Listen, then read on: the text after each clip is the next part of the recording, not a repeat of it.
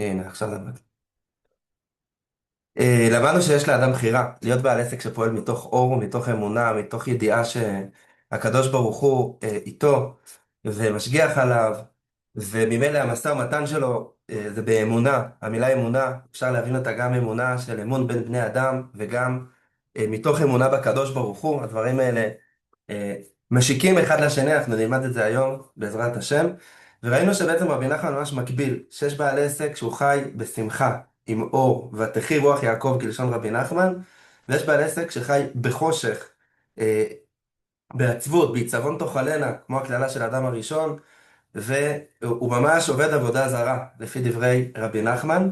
נקרא את זה בפנים, והיום אנחנו נעמיק בשני הדברים האלה, גם בעניין של מה זה בעצם להיות בעל עסק עם אור, כן, אנחנו מרשים לעצמנו, לאחל לעצמנו את הדבר הזה כאן בלימוד, אה, ואיך אפשר באמת להיות בתודעה שלא לעבוד קשה מדי, אלא לעבוד קצת ולהיות עם אמונה, בסדר? אז אני רוצה רגע להקריא את הליקוטי מוהר"ן לכל מי שלא היה בפעם שעברה, וגם מי שהיה, ככה לרענן את הזיכרון. חשוב לי להגיד מה שאמרתי גם במפגש הקודם, זה לא שיעור שהוא שיעור כזה נחמד עם אווירה טובה כזאת, כדי לעשות שמח לבעלי עסקים. זה לא שיעור של לקיחת New Age והלבשה של New Age על כל מיני משפטים של רבי נחמן, זה לא סגנון החיים שלי, שאני חי, אלא זה ממש בצורה כנה, בצורה אמיתית, בצורה תמימה, אני מקווה, מתוך רצון אמיתי להיות אנשים שהם אמיתיים, שהם עובדי השם, גם כשהם בעסק, להיכנס לתוך הטקסטים של רבי נחמן. הנה אמרתי משפט שנשמע כזה קצת פלורליסטי, זה קצת ידי חובה, ולראות מה רבי נחמן, מה רבנו אומר לנו בתור בעלי עסקים, בסדר? אז לפעמים יכול להיות שטקסטים שככה ננסה להבין אותם ואולי לא נבין עד הסוף, אבל יהיה לנו פה נקודות למחשבה, להתבוננות, להסתכל איפה ביום יום זה תופס אותנו, וכן, בעזרת השם גם נצא מפה עם, בעזרת השם עם תובנות מדהימות. אז קודם כל מה שרבי נחמן אומר, זה שיש שני סוגי בעלי עסקים. יש פנים דקדושה, שהם אנפי נאורים, פנים מוארות, פנים שמחות. בן אדם שהוא חי, ראינו שבוע שעבר את דברי הרמח"ל, שרק אדם חי, רק חיבור בין נשמה לגוף, מביאים אור. כי אדם שהוא מת, יש לו הכל, יש לו גוף, יש לו עיניים, ידיים, רגליים, אבל בגלל שאין לו נשמה, אז ממילא אין לו אור על הפנים, הפנים שלו חשוכות, ככה הרמח"ל אומר, בדעת תבונות. אז אנחנו רוצים להיות אנשים שמחברים בין הנשמה, בין האלוקות לבין הגוף, כדי להיות אנשים חיים, לא להיות אנשים מתים. כמו שכתוב, דרכו של רבי נחמן לקחת השגה ולהלביש אותה בפסוקים, בדברי חז"ל וכולי, באור פני מלך חיים. כשיש אור על הפנים, אז אנחנו אנשים חיים. בחינת שמחה, כמו שכתוב, סוב השמחות את פניך, וכתוב, ותחי רוח יעקב, זה בחינת שמחה. כן, מה שכתוב, שיעקב פתאום נהיה חי, הכוונה שנהיה שמח, אז קוראים לו ברמה הכי הכי הכי פשוטה. לפני המכה והפלפולים, ואיך לזכות לזה, רבי נחמן אומר, יש לך אפשרות להיות בן אדם שהוא בן אדם שמח, עם אור על הפנים, בן אדם חי, לא בן אדם מת, בסדר? ויש פנים דסיטרא אחא. יש אפשרות, לאדם יש בחירה, גם כן, לצערנו, להיות בצד השני, שמנפין חשוכים, להיות בן אדם עם פנים חשוכות, מראה שחורה. מראה שחורה זה חלק שיש לנו בתוך הכבד, שמשם יוצא כל העצבות, כל הדיכאון, כל התלונות. עבודת אלילים, כמו שכתוב, לא יהיה לך אלוקים אחרים על פניי. אמנם זה לא מתוך ליקוטי מוהר"ן שאני אומר עכשיו, אבל הצעד הראשון של אדם שרוצה להצליח בעסק, זה לא שיעור להצלחה בעסקים, אבל זה מתפלפ לי, אז אין לי ברירה. הצעד הראשון של האדם שרוצה להצליח בעסק, זה להיות בן אדם שהוא יוצא מהמראה השחורה, שיוצא מהתלונות, שיוצא מהמקום של הקורבנות, מהמקום של המסכנות. אתם יודעים, בן אדם שהוא רוצה לפעול בעולם, שהוא רוצה להיות בן אדם משמעותי, שמשפיע על אחרים, שמקדם דברים, שמרוויח כסף, אז הוא ממילא מביא על עצמו הרבה התמודדויות. בסדר, בן אדם שלא רוצה התמודדויות, אז זה בן אדם שלא הולך עכשיו להרפתקאות כאלה של הקמת עסק, של ניהול עסק, של העסקת עובדים, שיווק, מכירות, ניהול, כל הדבר הזה. אבל מי שעושה דבר כזה, הוא מביא על עצמו עיסוק בעולם. והעיסוק הזה מביא לאדם הרבה התמודדויות, והצעד הראשון להיות אדם שמצליח בעסקים, זה להיות בן אדם שהוא לא מתלונן, להיות בן אדם שהוא לא קורבני, שהוא לא כל הזמן אומר, אוי, תראה מה קורה לי, אין לי לקוחות, כתבתי פוסט ואף אחד לא הגיע, עשיתי קמפיין ולא הצליח. כן, כל דבר, כל אדם שפועל פה בעולם העסקי, הוא צריך לדעת בוודאות, אני עכשיו הולך לכם משהו, להגיד לכם משהו ברוח הקודש, שבוודאות יהיה לו כישלונות רבים, בסדר? זה משהו שאנחנו צריכים ככה להפנים, יהיה לו כישלונות רבים, יהיה מהלכים עסקיים שהם לא יצליחו, יהיו אנשים שהוא ירצה לעבוד איתם והם לא ירצו לעבוד איתו, יהיו חודשים שהתזרים כספים שלו לא יהיה מזהיר כמו שהוא חלם ורצה. אז הצעד הראשון להצלחה בעסקים זה להיות אדם שהוא מחליט, אני אדם שמח, אני אדם מואר, אני אדם עם חיים, ותחי רוח יעקב, אני בורח מהמראה שחורה, מעבודת אלילים, מהסדרה אחת, זה לא קל, בסדר? זה לא תמיד קל. כשיש לבן אדם ניסיון בעסק, אז כל אחד, מי שפה מתעסק בעסקים יודע, זה לא כיף להפסיד כסף, זה לא כיף להפסיד לקוחות, אבל אה, הצעד הראשון זה לדעת איך להתמודד עם זה בצורה טובה. איך להתמודד עם הכישלונות האלה, עם הדברים האלה מצליחים בצורה טובה, לא להיות קורבני, מסכן ואומלל, אלא להיות בן אדם שמח וחי, ועכשיו אנחנו נלמד איך עושים את זה. עכשיו רבי נחמן ממשיך ומסביר מה זה תאוות ממון, ולמה מי שנופל לתאוות ממון זה הבן אדם החשוך הזה. תראו מה רבי נחמן אומר. ואלו בני אדם הנופלים בתאוות ממון. ומה זה תאוות ממון? יש כלל ללימוד יקוטי מוהר"ן, שרבי נחמן נותן דוגמה, הדוגמה הזו היא בדווקא. מה הכוונה? רבי נחמן, הנה למשל פה, אומר תאוות ממון, ואז נותן דוגמה. מה זה תאוות ממון? אז הוא מתכוון דווקא לדוגמה הזאת, זה לא מקרה. בסדר? הוא רוצה להעביר פה איזה מסר בדוגמה. אז רבי נחמן אומר ככה, ואלו בני אדם הנופלים בתאוות ממון. ומה זה תאוות ממון? היינו חושבים תאוות ממון, זה בן אדם שרוצה להתעשר בלי הרבה עבודה, לשבת רגל על רגל, על חוף הים, להגיד יאללה אני עושה כסף וזה.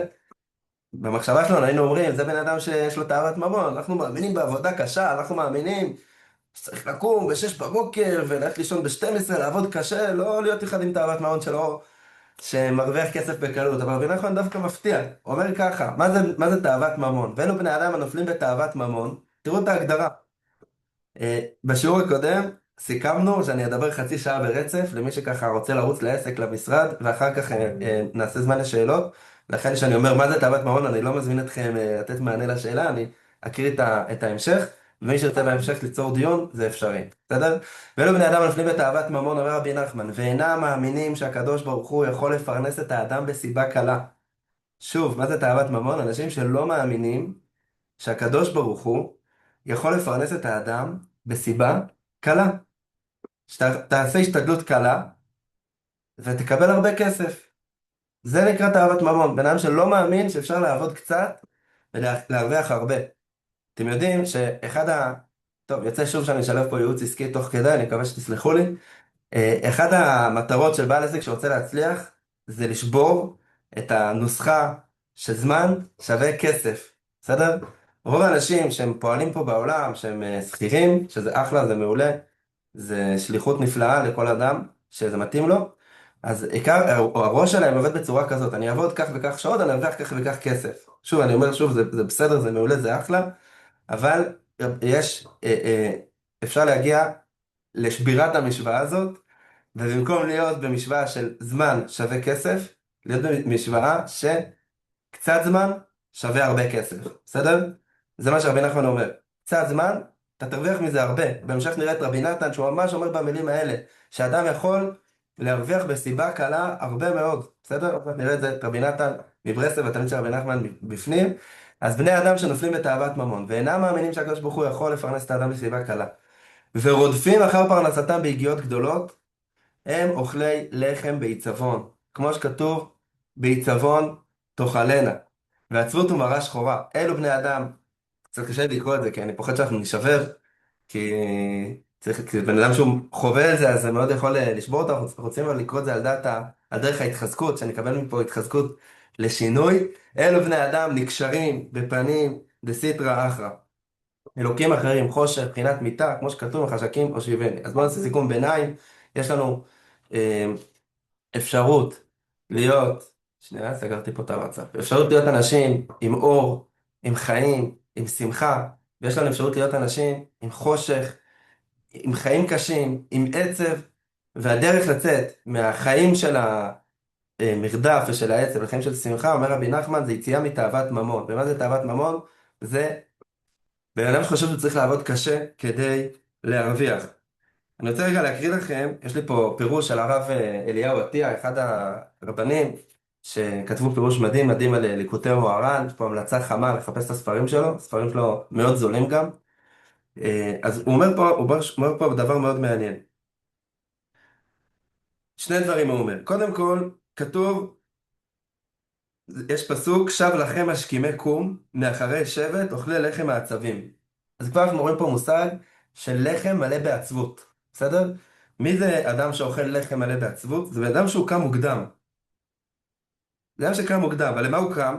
הוא לא קם עכשיו ללימוד תורה, להתבודדות, לעבודת נפש, להליכה, להתבוננות, כל אחד עם העבודות נפש שמקרבות אותו, אלא אומר רש"י, זה בעלי האומנויות המשכימים ומאחרים למלאכתם, ומתפרנסים בעיצבון וביגיעה בלחם העצבים של תורך. אני אקריא שוב את רש"י, זה רש"י על פסוק בתהילים. שב לכם השכימי קום, מאחרי שבט אוכלי לחם העיצבון, העצבים, אומר רש"י, זה בעלי עסקים, בעלי אומנויות שקמים מוקדם והולכים לישון מאוחר, הם מתפרנסים בעיצבון וביגיעה בלחם העצבים של תורך. ואולי אני אגיד את זה בפעם השלישית, המילים שאני אומר זה לא בשביל לשבור, זה לא בשביל שנצא מהשיעור ונגיד, וואי, איזה תאוות ממון יש לי, אני קם מוקדם, הולך לישון מאוחר, אני עובד כל כך קשה. בשורה, אולי שתשמח אתכם, שרבי נחמן אומר שהדרך לצאת מתאוות ממון, זה בהמשך התורה, אני לא רוצה לבלבל אתכם מדי, אבל בהמשך התורה רבי נחמן אומר שהדרך לצאת מתאוות ממון זה קודם כל ליפול לתאוות ממון, בסדר? מי שמכיר את תורה כ"ג, את התורה שאנחנו לומדים פה, ממש רבי נחמן אומר את זה, שקודם כל בן אדם נופל למקום הזה, ורק אחרי שהוא צועק ובוכה להשם, ובאמת עושה עבודת נפש, הוא מצליח לצאת משם. אז אם אתם עכשיו נמצאים בסיטואציה של, כן, שאתם מרגישים שוואלה, מה שרבי נחמן פה אומר זה עליכם, אז קודם כל, קחו את זה על דרך ההתחזקות, ודבר שני, תזכרו שהדרך לצאת מתאוות ממון, ולהיות בן אדם שהוא עובד קצת ומרוויח הרבה, זה קודם כל ליפול לתאוות ממון, זה כתוב פה בהמשך התורה, אני לא רוצה לבלבל מדי. הוא ממשיך הרב עטיה ושואל שאלה. לכאורה תמוה, כיוון שהאדם הראשון התקלל בעיצבון תאכלנה, למה נחשב עניין זה לתאוות ממון? הרי כך הוא לכאורה שורת הדין אחר הקללה. אומר, מה זה, מה רבי נחמן פה רוצה? רבי נחמן אומר, בן אדם שעובד קשה והוא אוכל לחם בעיצבון תאכלנה, זה בן אדם שנפל לתאוות ממון. רבי נחמן, הרב עטיה שואל שאלה מאוד פשוטה. בעיצבון תאכלנה זה קללה, שהתקללנו לאדם הראשון, מה אפשר לעשות? אתם מכירים את המשפט הפולני הזה? צריך לעבוד קשה, בזיעת אפיך תאכל לחם. אתם מכירים את זה שתמיד יש לכם ציטוטים מחז"ל ומדברי הצדיקים, דווקא שמראים את הפן הזה של בזיעת אפיך תאכל לחם, בעיצבון תאכל לחם, אין מה לעשות, זה קללת אדם הראשון. אז כן, אחד מהדרכים לצאת מהמקום הזה של לעבוד קשה כל כך בחיים, זה לשים לב למחשבות הפנימיות שמנהלות אותנו, ולשים לב האם המחשבות האלה זה מחשבות שמחוברות לאמת, לאמונה בהשם, לדעת האמיתית, או זה מחשבות של אמונות מגבילות. כולם פה בטח שמעו על המושג הזה, אמונות מגבילות. אמונות מגבילות זה דברים שנראים לנו סופר אמיתיים, זה דברים שגדלנו עליהם, גדלנו שצריך לעבוד קשה, גדלנו שצריך, לפחות אני גדלתי ככה, שאתה צריך לעבוד קשה, כאילו ככה חינכו אותי, אתה צריך לעבוד קשה כדי להתפרנס, כן? ברוך השם שההורים שלנו רצו שיהיה לנו רק טוב, וזה מה שהם החדירו בנו, מתוך רצון טוב. אבל בן אדם חי עם איזו מחשבה כזאת פנימית שמנהלת אותו, והוא בטוח שזה האמת, הוא בטוח שזה כאילו אה...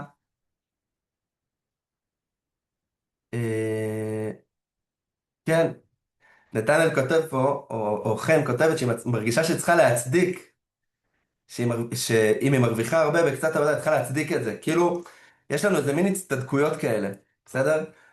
אמרנו מקודם שהדבר הראשון שצריך לצאת כדי לצאת מתאוות ממון ולהצליח בעסקים, זה לצאת מעצבות, מקורבנות, ממחשבות שוברות. הדבר השני זה לצאת מהצטדקויות. מה זה הצטדקויות? זה שבן אדם יש לו כל מיני משפטים שכאילו הוא רוצה כבר ללכת אל הצעד הבא בעסק, הוא רוצה כבר ללכת אל השחרור מהעבודה קשה, ואז הוא מתחיל להצטדק, מתחיל להגיד כל מיני משפטים שהם נראים לו סופר אמיתיים, אבל זה כל מיני הצטדקויות שנובעות מפחדים, מאמונות מגבילות, מהסתכלות לא נכונה על החיים, הסתכלות שקיבלנו ממקורות שלא תמיד נכונים, ו... ואנחנו צריכים לשחרר את המקום הזה. אני לא יודע אם נספיק, כי יש לנו רק עוד 10 דקות, אבל בהמשך נראה שרבי נחמן אומר שצריך לחבר את האמונה אל האמת האמיתית. וכשיש לאדם אמונה שהיא לא מחוברת על האמת האמיתית, המחוברת לשקר, זה הדבר הכי הכי גרוע שיכול להיות, כי הוא בטוח שזה האמת. כן, בן אדם בטוח שהוא דפוק, בן אדם בטוח שהוא לא יצליח, בן אדם בטוח שצריך לעבוד קשה. כל מיני דברים שאנחנו בטוחים, שאין לזה שום מקור, אין לזה מקור יהודי, אין לזה מקור דתי, אין לזה מקור של רבנו, של הצדיקים, סתם, כל מיני דברים שהגננת אמרה לנו שהיינו ילדים, וזהו, וזה נתקע לנו בראש, ומשם אנחנו חיים. אז אומר הרב עטיה דבר כזה. הוא אומר, למה רבי נחמן אומר בעיצבון תאכלנה, נסגור פה את המקור כאן, קורא פה מהספר, למה רבי נחמן אומר בעיצבון תאכלנה, למה הוא אומר שזה תאוות ממון? הרי זה קללה שהתקלל אדם הראשון, בסדר? זו השאלה של הרב עטיה.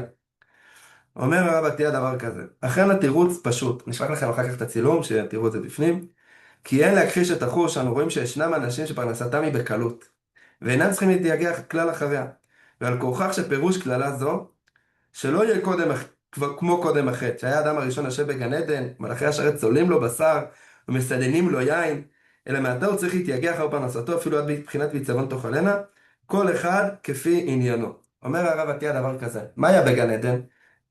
האדם הראשון ישב, התפנן, נהנה מזיו השכינה, המלאכים עשו לו על האש, ככה כתוב, היו צולעים לו בשר, המלאכים היו מוזגים לו יין, הוא באמת היה חי באיזו סיטואציה הרבה הרבה הרבה יותר גבוהה ממה שאנחנו מדברים פה עכשיו, של כאילו לעבוד קצת ולהרוויח הרבה. ואז הוא חטא בחטא האדם הראשון, אנחנו מכירים את הסיפור, הוא קיבל את הקללה של בעיצבון תאכלנה, ועכשיו אנחנו לא נמצאים בסיטואציה הזאת, בסדר? אבל אומר הרב עטיה, אי אפשר להכחיש את החוש, יש אנשים שאתה יכול להשתגע, אתה רואה אותם עובדים קצת, מרוויחים, אתה משתגע, אתה אומר מה הם עושים, מה הסוד שלהם? יש אנשים שעובדים קשה. והוא ממשיך ככה, נמצא שקללה זו נתונה לבחירת האדם. אתם שומעים את המילים? הקללה של האדם הראשון, כל אחד בוחר עד כמה לקבל את הקללה לחיים שלו. לבחור באיזה דרגה להיות נכלל בה. או לבחור לבטוח בקדוש ברוך הוא ולעשות עסק קטן בלבד, שיהיה כלי לברכת הפרנסה, כדברי הליקוטי הלכות, שעוד מעט אני מקווה שנגיע לזה, ועיין עוד בלשון הזוהר, שהעתקנו, שזה פירוש עומק דבריו, ושם מביא את הפסוק המורה על ביטול קללה זו, דכתיב לא הוסיף לקלל עוד את האדמה. נכון, אחרי נוח, אז כתוב שהשם יתברך אומר, לא הוסיף לקלל עוד את האדמה, שהוא המתיק את הקללה של בעיצבון תאכלנה. אז בואו רגע נסכם שנייה את הדברים של הרב עטיה. הרב עטיה שואל שאלה פשוטה, הוא אומר, הרב עטיה הוא הבן של הרב מרדכי עטיה, אחד מגדולי המקובלים שיש בדור הזה, והוא התקרב לרבי נחמן, הבן שלו הרב אליהו עטיה, וכתב פירוש על כל ליקוטי מוהר"ן. הוא אומר דבר כזה, הוא אומר, איך רבי נחמן אומר, אני יודע שאמרתי את זה, אני רק חוזר כדי שנפנים את הנקודה, איך רבי נחמן אומר שבעיצבון תאכלנה זה קללה, הרי זה תאוות ממון, הרי זה קללה שיש לכולנו. והתשובה של הרב עטיה היא כזו, נכון, כולנו בקללה, כי אין מה לעשות, אנחנו לא יושבים עכשיו ונהנים מזיו השכינה והמלאכים צולעים לנו בשר ומשקים אותנו יין, לאט לאט, עם התפתחות הבינה מלאכותית, אני חושב שלאט לאט אנחנו נגיע לסיטואציה כזאת שכבר העולם כבר יתנהל בלעדינו, נוכל באמת לחזור לעתיד לבוא הזה של לשבת וליהנות מזיו השכינה, אבל בתוך הקללה של בעיצבון תאכלנה, יש לכל אחד בחירה עד כמה לנגוס מהקללה הזאת. יש אחד שאומר, כן, בעיצבון תאכלנה, וזה התהפך תאכלכת, צריך לעבוד קשה, וזה וזה, והוא כאילו מעמיס על עצמו עוד ועוד ועוד ועוד. ויש אחד שאומר, אני לא מוכן, לא מוכן ליפול למקום הזה, אני רוצה לבטוח בהשם, אני רוצה שהשם יעזור לי, אה, לא ליפול לתוך העומק של הקללה הזו. עכשיו בדקות שנשארו לנו, אני רוצה גם להקריא ליקוטי הלכות, גם מסילת ישרים וגם לספר 3 סיפורים. אז אני צריך שמישהו יבנה לי פה סילבוס ל8 דקות האלה, אבל אנחנו ננסה, בסדר? חשוב לי לנצל את החצי שעה הזו עד תום, שתקבלו כמה שיותר. אז ככה יש לי פה כל מיני מקורות שככה אני לומד איתם. אז יש לנו פה, נתחיל דווקא מהמסילת ישרים, בסדר? במסילת ישרים פרק כ"א, מי שמכיר, מסילת ישרים זה ספר שבנוי בשלבים, מתורה שמובילה לזהירות, שמובילה לזריזות, שמובילה לנקיות. אחת הדרגות המתקדמות שם זה דרגת החסידות, ואפשר באמת להגיד שמה שאני מלמד גם עכשיו, וגם הדברים שרבי נחמן אומר, זה, זה כאילו, זה לא או כן או לא, זה מדרגות. זאת אומרת, אם בן אדם שומע שיעור כזה, קורא דברים כאלה של רבי נחמן, והמסקנה שלו זה לעזוב את העבודה שלו, לעבוד קצת, להשקיע בקריפטו, לא יודע מה, זה יכול להיות טעות. כי זה בסופו של דבר איזשהו מנעד, שכל אחד צריך להיות אמיתי עם עצמו, לדעת איפה הוא נמצא במקום הזה. אפשר לשאוף לשם, לרצות את המקום הגבוה, להתפלל על זה, אבל לדעת איפה אתה נמצא בתוך המנעד הזה של בין אנפין חשוכין וחושך ומיטה ועבודה זרה, לבין אנפין נהירין ואמונה ושמחה ויציאה מתאוות מאוד, יש אמצע, בסדר? והאמצע הזה, אני חושב שאם ניקח את זה רגע למעשה, לפני שאני אקריא לכם את המסילת ישרים, שכל אחד יכול קצת למעט בעסק וקצת לעמול בתורה, בסדר?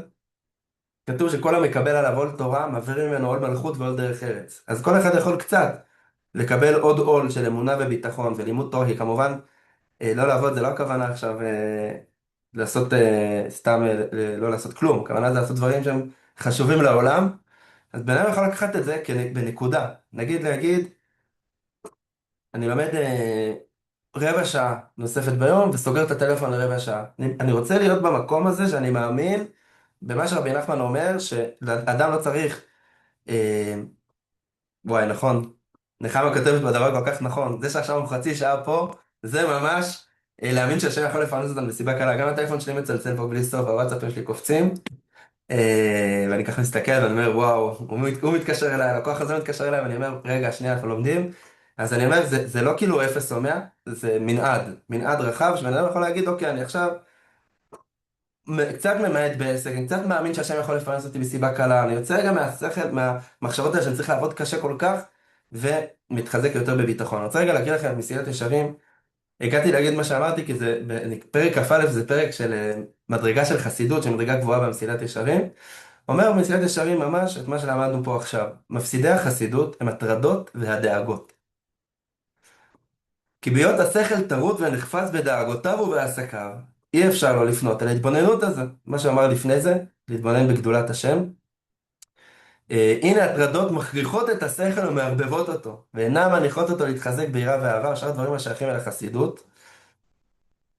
והוא ממשיך ככה, מה שיוכל לשמור את האדם להצילו מן המפסידים האלה הוא הביטחון. והוא, שימו לב ללשון המסילת ישרים, שלא תגידו שזה שיעור של ברסלב, ורבי נחמן לקח אותנו למקומות קיצוניים, זה ממש ממש כתוב פה. והוא שישליך יבוא על השם לגמרי.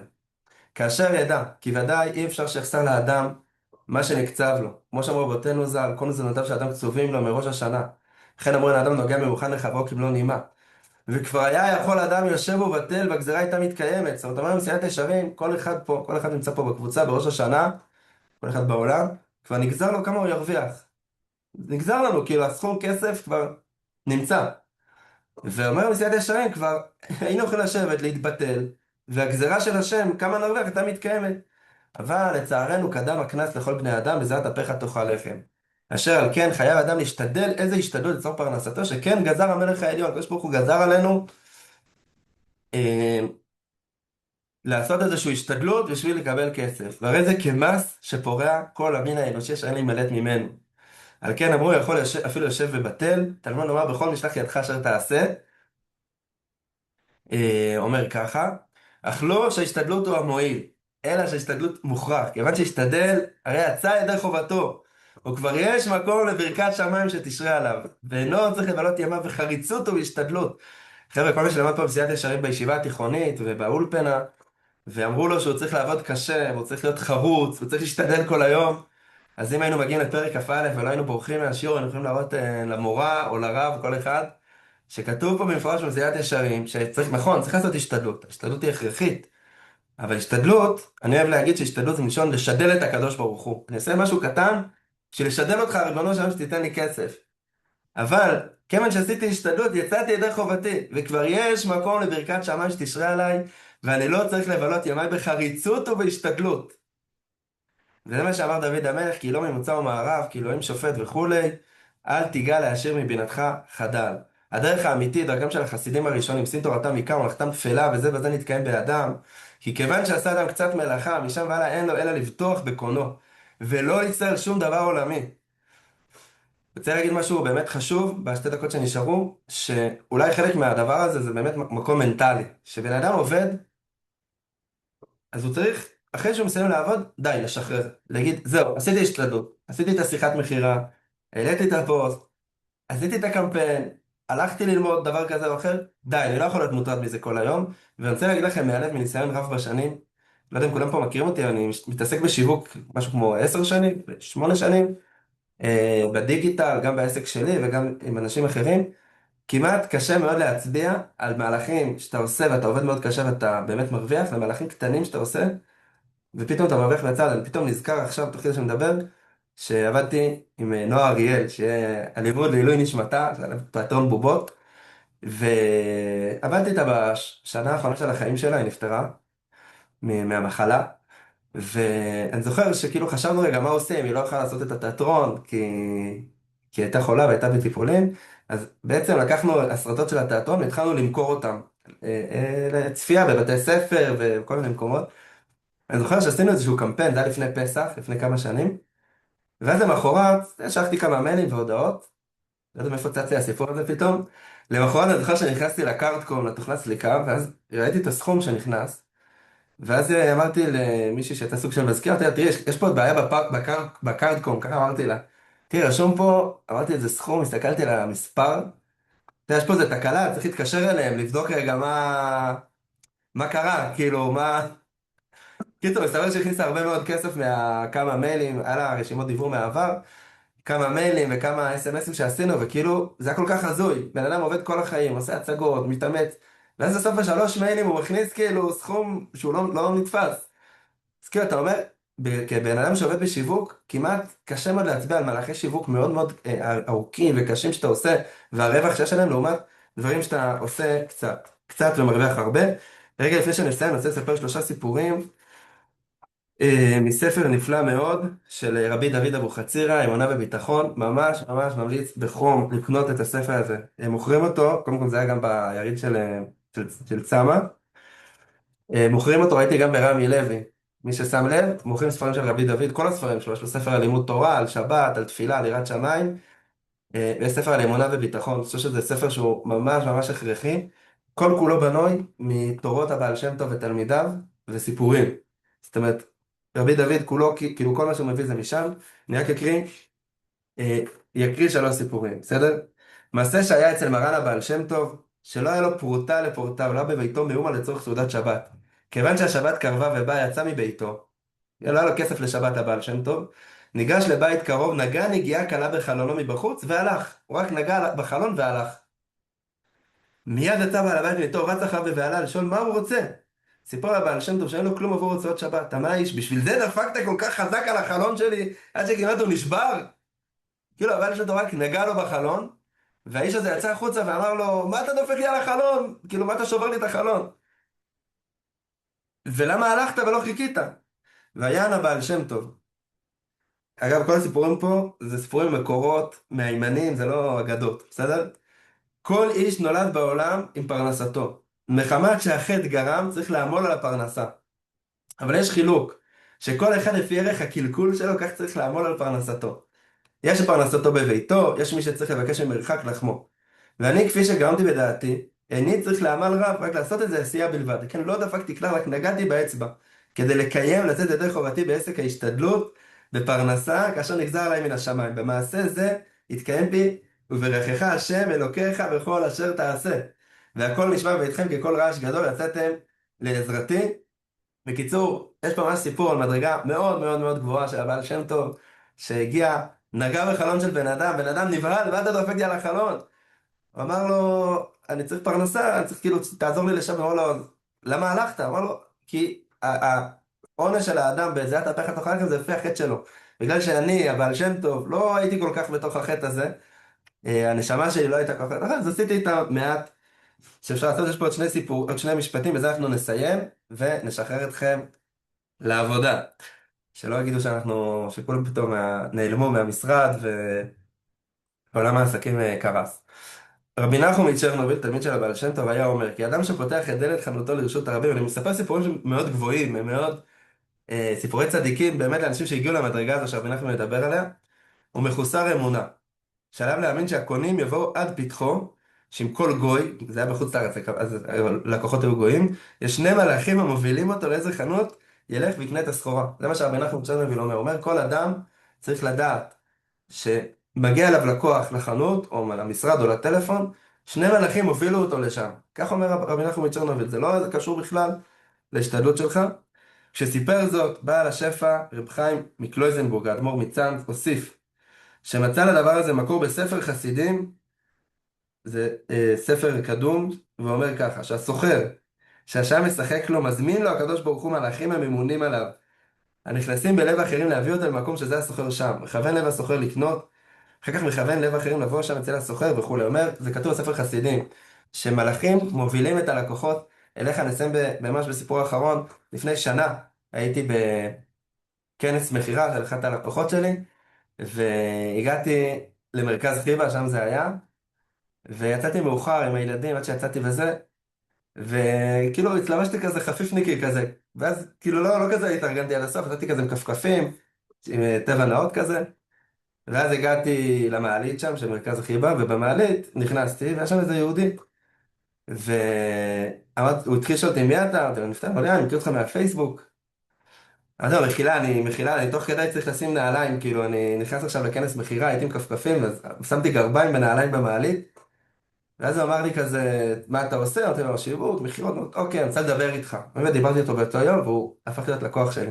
אחרי זה חשבתי על זה, איזה דבר הזוי זה שאתה מתלבש מול לקוח והוא הופך להיות לקוח שלך. כאילו איזה חסר היגיון, שאתה שם את הגרביים ואת הנעליים ואתה מסדר את הסוואצ'ר וזה.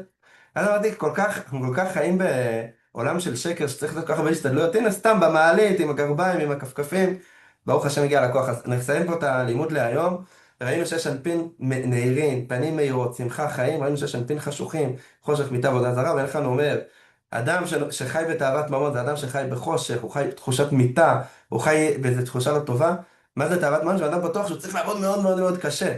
הוא מביא על עצמו מאוד חזק את קללת אדם הראשון, בעיצבון תאכלנה. ראינו את הרב עטיה, שאומר שלפני חטא אדם הראשון, אז האדם הראשון התפנן בגן עדן, והמלאכים צלו לו את הבשר וסיננו לו את היין, ולאחר מכן קיבלנו את העונש, אבל כל אחד יכול לבחור כמה לקחת מהעונש. יש לאדם בחירה.